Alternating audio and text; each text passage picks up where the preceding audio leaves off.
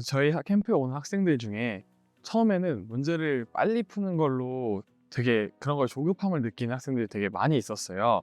왜냐하면 지금까지 한국의 교육이 문제를 빠른 시간 안에 정해진 시간 안에 많은 문제를 푸는 것을 잘한다고 평가를 해왔기 때문에 되게 문제를 빨리빨리 푸는 학생들이 되게 많았는데, 여기서 5박 6일 동안 캠프를 하면서 문제를 빨리 푸는 게 아니라 깊게 생각하고 정확히 풀어내는 것이 더 중요한 것이다 라는 생각을 아이들에게 심어주기 위해서 저희가 항상 얘기를 많이 하고 있고, 또 그런 방식으로 지도를 하거든요. 그리고 제가 또 오랫동안 이제 공부를 했었던 결과, 사실 빨리 풀면 실수가 생기는데 깊게 생각하고 또 엄밀하게 생각할수록 더 좋은 결과, 또 좋은 이해도, 결과적으로는 그게 나중에는 문제를 더 빨리 풀 수 있는 그런 도움이 됐던 것 같아요. 그래서 이번 몰입 캠프에서 슬로우 시킹 연습을 통해서 문제를 빨리빨리 풀어내기보다는 좀 깊게 몰입해서 푸는 연습을 함으로써 장기적으로 아이들에게 학습에 도움이 되었다고 생각을 합니다.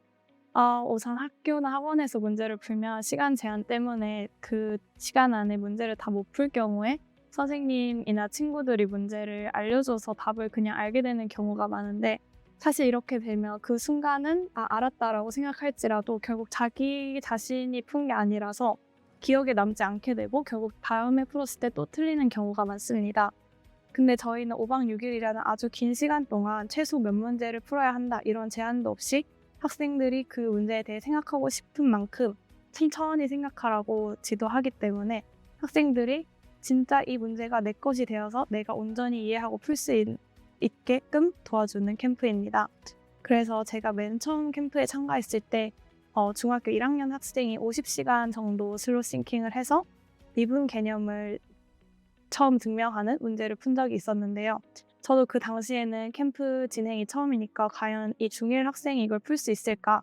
반신반의를 했었는데, 그 학생이 스트레스도 받지 않고 50시간 동안 진짜로 그 문제를 천천히 생각해서 풀어내는 걸 보고 '아 이 학생은 나중에 고등학교 2학년이 돼서 미분을 배울 때 절대 이 개념을 잘못 이해하거나 다르게 받아들이지 않겠구나. 평생 이걸 절대 까먹지 않겠구나'라는 것을 보고 느꼈던 것 같습니다. 학생들이 이전까지는 빠르게 문제를 풀어내는 데 초점을 맞춰서 공부를 했다면, 몰입 캠프에 와서는 한 문제에 대해 깊게 오랫동안 생각할 수 있기 때문에 생각할 거리가 많은 문제에 대해 더 흥미를 갖는 것을 볼 수 있었습니다. 일단 제가 두 차례 몰입 캠프에서 선생님으로 참여하면서 가장 중요한 것 중에 하나가 몇 개 있다고 생각을 했는데요. 일단 먼저 몰입 캠프에서 제가 가장 중요하게 생각했던 것은 바로 슬로우 싱킹이라고 생각을 했습니다. 문제 난이도도 슬, 로, 싱, 그리고 마지막 단계 킹, 이렇게 네 단계로 나뉘어져 있는데요. 이 슬로우 싱킹이라는 것 자체가 문자 그대로 천천히 생각한다, 그래서 따온 거잖아요. 그래서 저는 이 천천히 생각한다는 게 되게 중요하게 다가온 것 같습니다. 먼저 학생들이 문제를 푸는 모습을 지켜보게 되면은 평상시에는 되게 빠른 속도에 맞춰서 시험 때문에 문제를 굉장히 빨리빨리 그리고 정확하게 풀어야 된다라는 그런 압박이 시달리는 경우가 굉장히 많은데요. 그것 때문에 수학에 대한 좀 불안감을 느끼거나 공부 자체를 조금 싫어하게 되고 그런 경우가 많다고 저는 주변에서 느꼈습니다. 그래서 이런 몰입 캠프를 통해서 슬로우 싱킹, 즉 천천히 생각하는 과정을 통해 평소에 풀던 문제도 조금 다르게 볼 수가 있고, 자기 스스로 생각하는 시간을 더 늘리게 함으로써 새로운 시각과 그리고 문제에 대한 재미도 조금씩 붙일 수 있고, 오랫동안 고민을 한 다음에 그리고 그 문제를 딱 해결했을 때 느끼는 성취감, 이런 것들이 굉장히 중요하고 또 재밌게 다가온다고 저는 느꼈기 때문에 이런 점들이 굉장히 중요하다고 느꼈습니다. 기존에 많은 양의 수학 문제를 반복적으로 풀어내는 방식에 익숙했던 학생들은 슬로우 싱킹이라는 개념 자체를 조금 어색해하기도 하는데요. 여기에서 5박 6일 동안 슬로우 싱킹을 점점 훈련해 가다 보면은 스스로 몰입을 통해서 이완된 상태에서 문제의 본질을 파악하고 이를 통해서 문제를 해결하는 경험들을 할 수 있습니다. 네, 일단 학생들이 평소 학원이나 집에서는 혼자 수학 문제를 집중해서 생각하는 환경을 제공하기가 쉽지 않은데요. 몰입 캠프에 왔을 때는 이제 5박 6일 또는 더 긴 시간 동안 한 문제 또는 더 많은 문제에 집중할 수 있는 시간이 주어지기 때문에 평소 수학을 좋아하지 않는 학생들도 '아 내가 이렇게 오랫동안 고민할 수 있는 사람이구나.' 이렇게 느끼면서 수학에 흥미를 느낄 수 있는 좋은 캠프라고 생각을 합니다.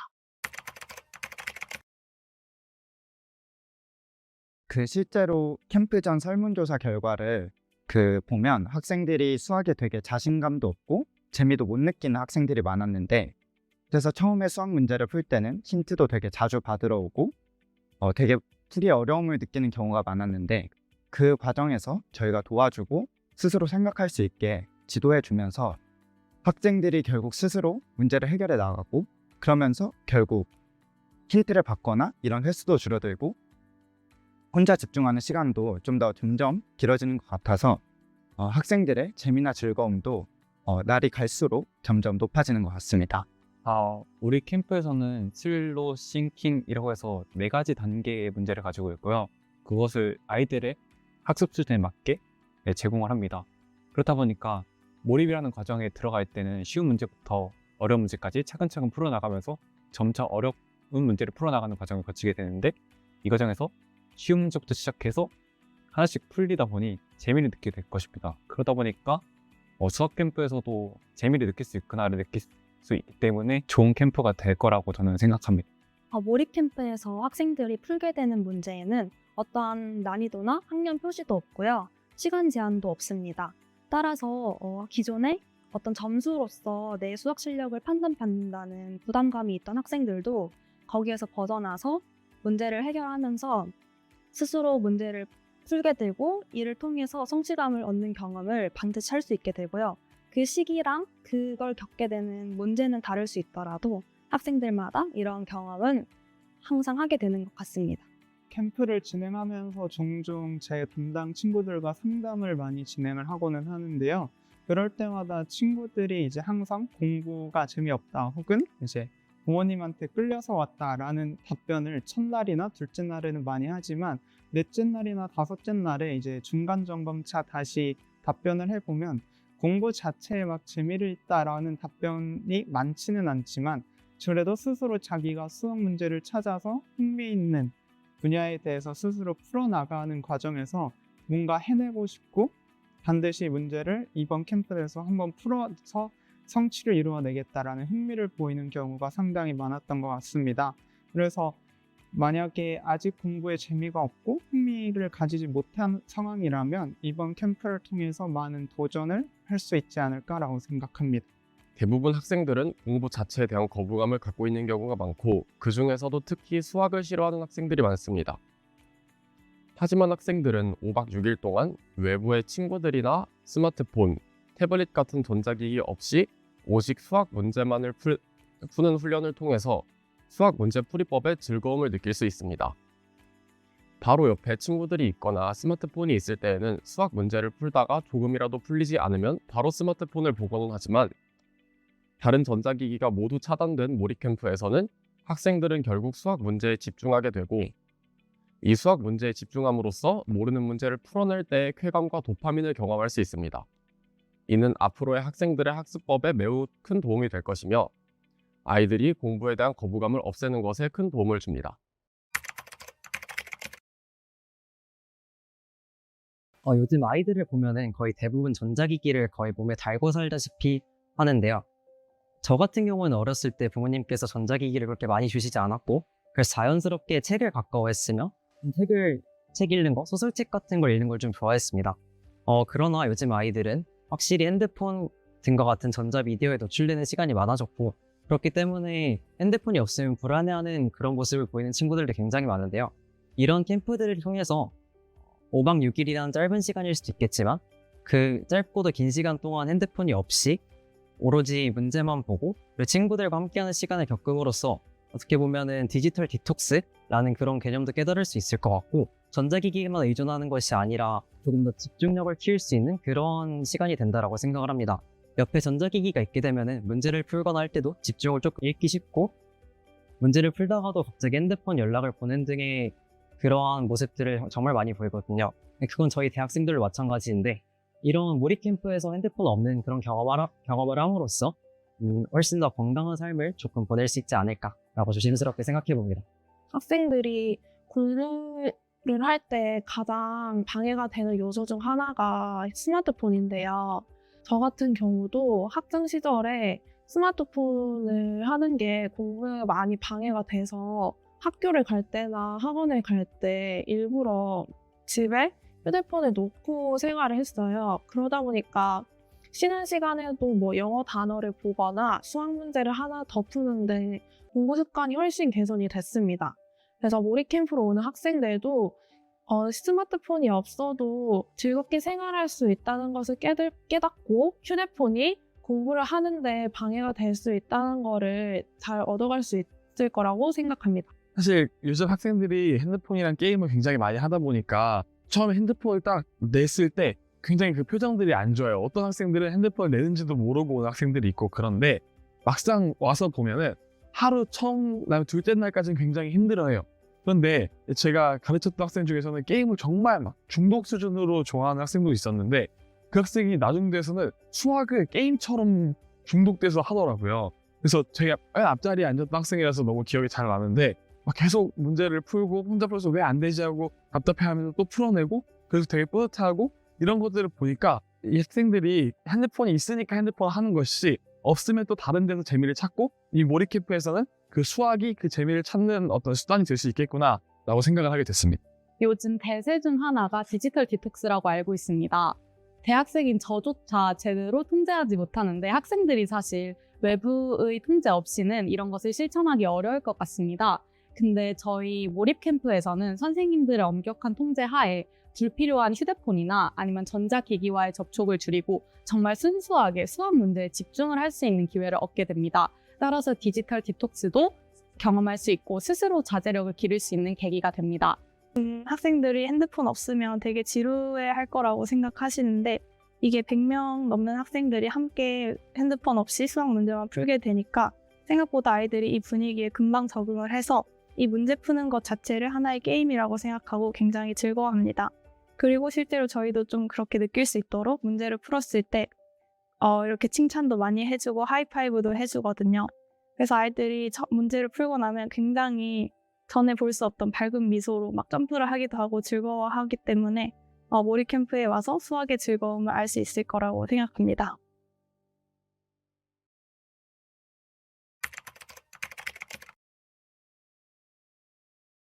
몰입이라는 개념이 단기적으로 보면 시간이 많이 들기 때문에 비효율적이라고 생각할 수도 있다고 느끼는데요. 그런데 어떤 과목이든 공부라는 것은 스스로 내가 무엇을 해야 하고 어떤 방향으로 나아가야 할지를 파악하는 것이 그 시작점이라고 생각합니다. 그리고 몰입 캠프에서는 이러한 메타인지 능력을 키울 수 있다고 느꼈습니다. 몰입 캠프에서 5박 6일 동안 학생은 수학 문제만을 풀고 있지만 사실 이것이 오직 수학만을 단련하기 위한 공부는 아닙니다. 왜냐하면 수학은 그 논리적인 구조가 가장 명확하게 드러나는 과목인데요. 사실 수학의 이 논리적인 과정이 모든 과목에 조금씩 녹아들어 있습니다. 국어, 영어, 사회, 과학 모두 논리적인 학문이기 때문인데요. 이렇게 수학 문제를 푼으로써 길러낸 논리력을 다른 과목에 적용한다면 아이들은 다른 과목에 모르는 문제를 풀어낼 때에도 몰입 캠프에서 느꼈던 쾌감과 성취도를 확실히 느낄 수 있습니다. 일단 몰입이라는 그런 학습 태도는 많은 분야에 적용이 될 수 있다고 생각합니다. 네, 제가 전공하고 있는 분야의 생물학뿐만 아니라 몰입 캠프에서 주되게 공부하고 있는 수학, 그리고 국어, 영어뿐만 아니라 이제 사회생활과 일상생활에서 배우게 되는 많은 학습에 가장 효율적인 방법이 몰입이라고 생각하는데요. 실제로 몰입 캠프에 참여하면 몰입이라는 아주 유명한 저서의 저자인 현동문 교수님의 강연을 듣고 실제로 몰입을 경험하여 좋은 성과를 낸 서울대 선생님들과 함께 공부를 하며 학생들이 몰입이란 이런 것을 하는 것이구나, 나도 몰입의 경험을 통해 앞으로 열심히 공부를 해볼 수 있겠구나 라는 이제 경험과 깨달음을 줄 수 있는 캠프라고 생각을 했습니다. 네, 몰입 캠프 자체는 수학을 중심으로 진행되다 보니까 과연 이거를 다른 과목에도 적용할 수 있을지에 대해서 사실 의문을 가지실 수도 있는데요.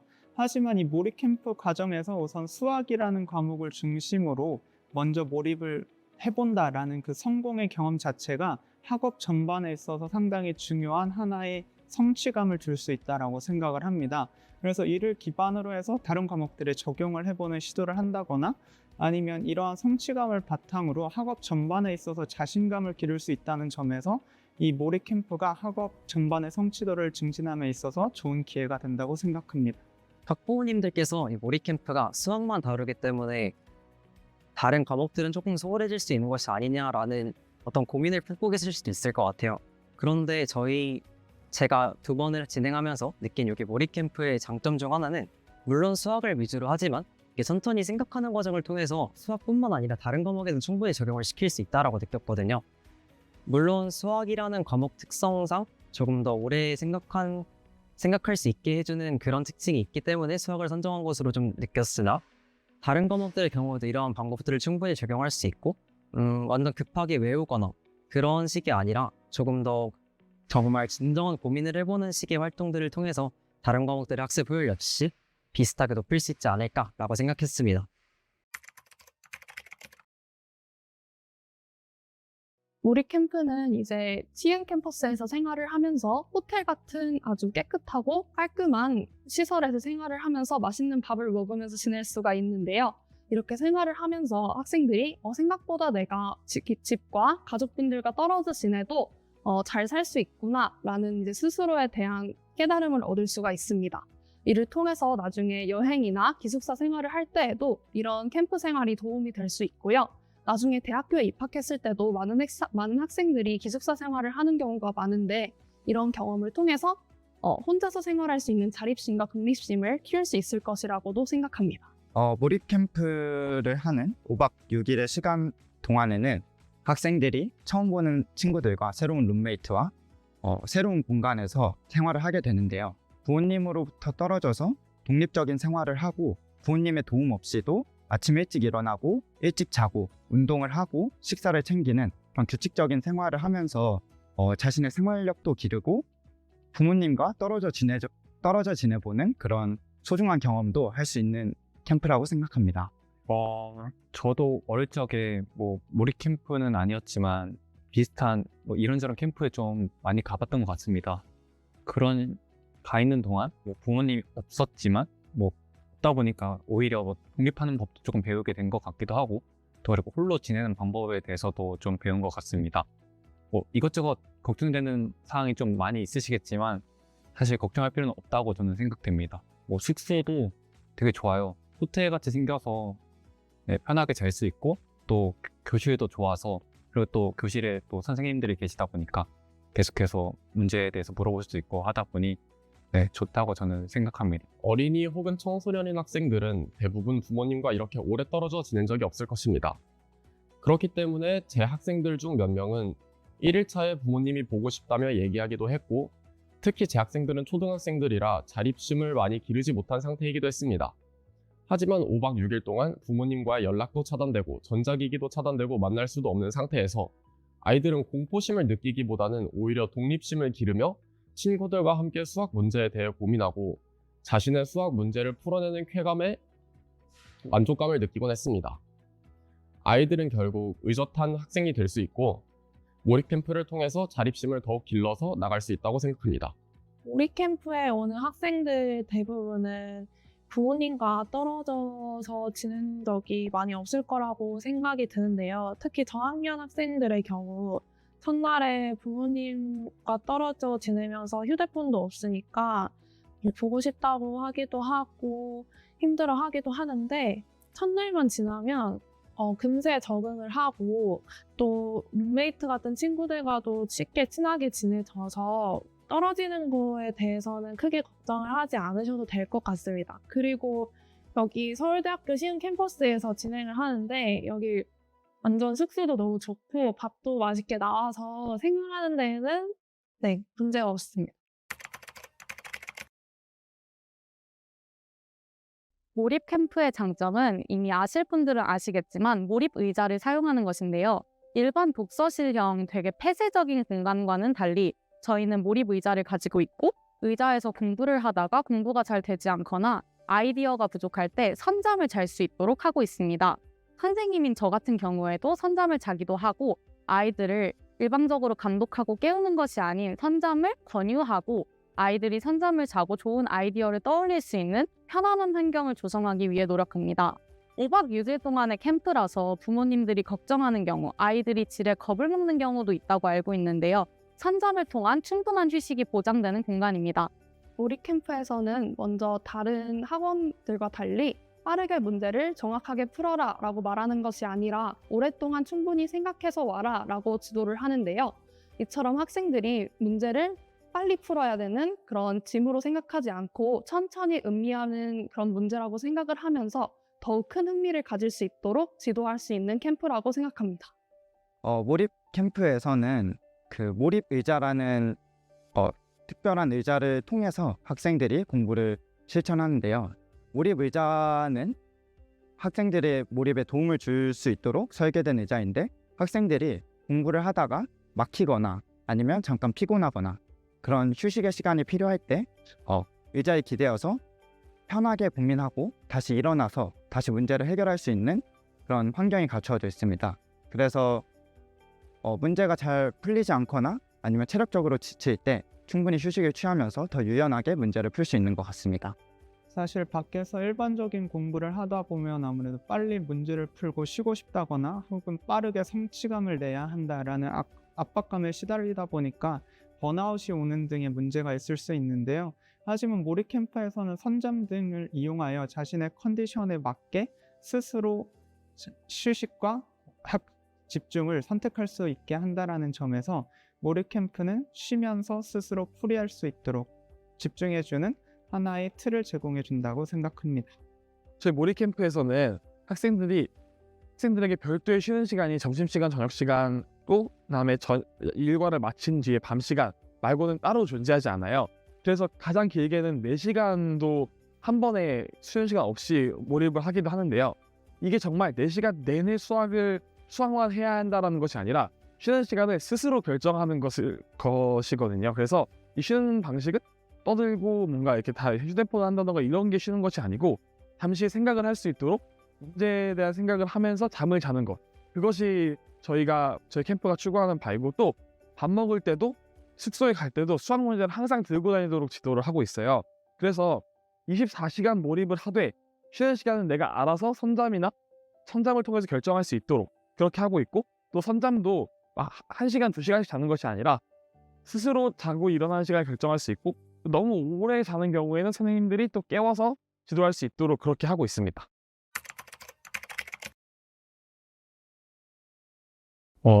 저 같은 경우에는 학교에서 황남문 교수님의 강의를 직접 들은 어떻게 보면 수제자이기도 합니다. 그때 강의를 들을 당시에 중고등학교 때 몰입을 사용했던 경험이 있다 보니까 많은 공감이 되더라고요. 그래서 교수님의 강의를 듣고 좀 몰입에 대해서 배워보면 도움이 될 거라고 저는 생각합니다.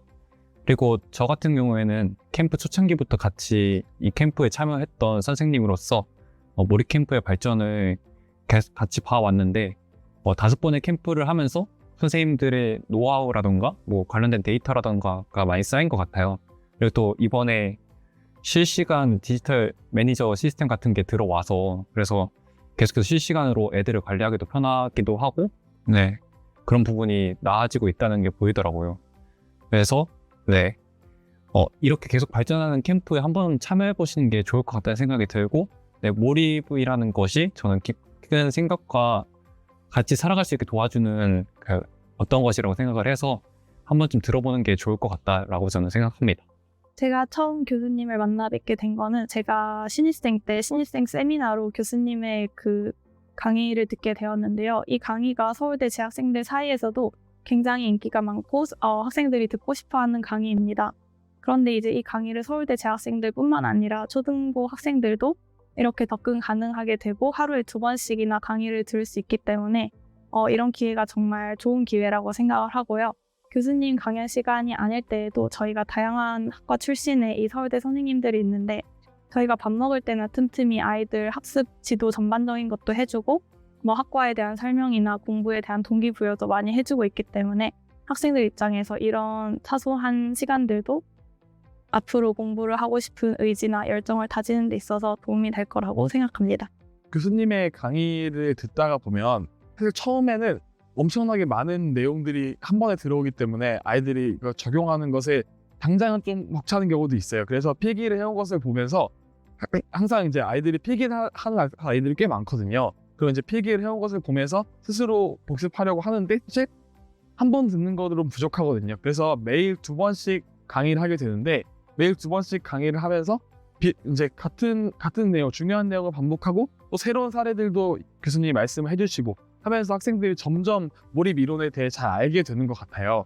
그래서 이게 1회차부터 6회차까지 아이들이 성장하는 것을 보면 뭐 여러 가지 스스로의 몰입에 대한 노력 이런 것도 있겠지만 교수님이 강의하시는 내용을 반복적으로 강조하시는 것 이런 것들이 학생들에게 도움이 된다고 생각을 하고 또 교수님과 이야기할 기회도 마음만 먹으면 꽤 있거든요. 그래서 이런 것들을 통해서 학생들이 몰입 이론에 대해 좀 더 깊게 알고 또 몰입할 수 있는 경험을 이 5박 6일 캠프 동안 충분히 경험해 갈 수 있다고 생각을 합니다.